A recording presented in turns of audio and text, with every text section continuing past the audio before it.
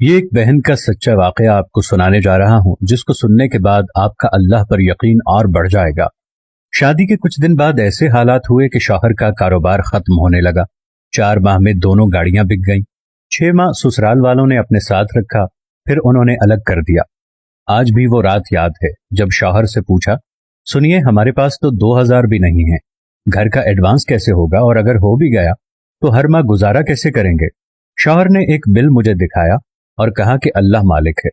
آج بھی یاد ہے، رات 2 بجے کا وقت تھا، جائے نماز پر بیٹھ کر صرف رو رہی تھی۔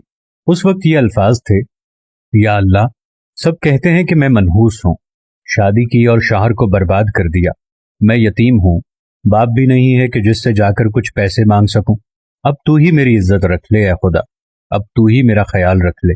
یہ کہہ کر قرآن پاک پڑھنے کو لیا اور سورہ بقرہ پڑھنا شروع کر دی۔ اسی طرح میں روزانہ یہی کرتی، رات 12 بجے کے بعد جائے نماز پر بیٹھ جاتی اور صبح تک بیٹھی رہتی۔ اللہ کا کرنا ہوا کہ کچھ ٹائم میں جس نے شوہر کے ساتھ غلط کیا تھا، پیسے کھا کر کاروبار میں نقصان کیا تھا، اس کے بھائی کو پتا چلا۔ اس نے میرے شوہر کو بلا کر 2 لاکھ روپے دیے اور بولا، میں وہ تمام پیسے تو نہیں دے سکتا، مگر یہ تم رکھو، گھر میں خرچے کے لیے کام آئیں گے۔ وہ 2 لاکھ کا ملنا تھا کہ ہم نے پہلی دفعہ پورا راشن، گوشت، مرغی وغیرہ گھر کے لیے لیا۔ اللہ کا کرنا ہوا کہ میرے شوہر کے تمام پرانے کلائنٹ نے ان سے رابطہ کرنا شروع کر دیا، اور اس 1 سال کے اندر ہم نے اپنا تمام قرضہ اتار دیا۔ ڈرائنگ روم کا سامان، اے سی اور کار بھی لے لی، مگر کچھ کام ایسے تھے جو میں ضرور کرتی رہی۔ سورہ بقرہ پڑھتی رہی، پرندوں کو باجرہ ڈالتی رہی، جب بھی گوشت یا مرغی لاتی، ماسی یا ضرورت مند کا حصہ پہلے نکالتی۔ اللہ کا کرم، آج تک کبھی میرا فریج خالی نہیں رہا۔ اللہ کا بہت کرم ہے کہ شوہر کے پاس دکان بھی ہے، کاروبار سب ہے۔ آج بھی جب اکیلے میں شادی کے شروع کے کچھ سال یاد کرتی ہوں تو حیران ہو جاتی ہوں۔ وہ وقت بھی تھا جب ایک وقت کے کھانے کا سوچا تھا تو دوسرے وقت کا نہیں ہوتا تھا، اور آج یہ بھی وقت ہے کہ اللہ کی ہر نعمت میرے پاس ہے۔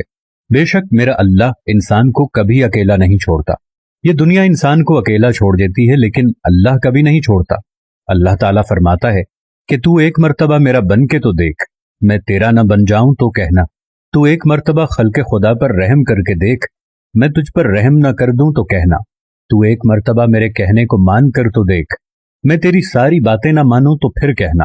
میں آج اس موقع پر اللہ سے یہ دعا کرتی ہوں کہ اے میرے پروردگار، جس طرح تو نے اس شادی شدہ عورت کی بات کو سنا، میرے پاک پروردگار، پاکستان کے حالات آج کل بہت برے ہیں، میرے پاک پروردگار ہمارے وطن کے ہر بندے پر رحم و کرم فرما۔